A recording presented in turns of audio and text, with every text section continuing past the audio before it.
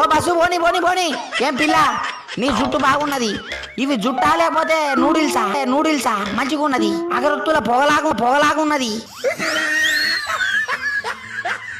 ఇగో ఎవరికి చెప్పకు, మన ఇద్దరు లేచిపోతా. దా పోదాం దా పిల్ల దా. నీ కలర్ నా కలర్ ఒకటే, ఎల్లో మంచిగా లేచిపోతాం అంటే మాట ఇంటలేదు కదా నువ్వు. సరే ఎవరైనా పోదాం. ఇగో నేను ఆఖరికి ఒక మాట చెప్తాన్నా.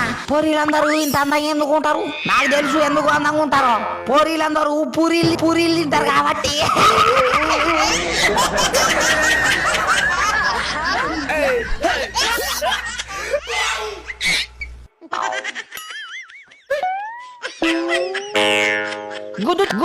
గుద్దుతా.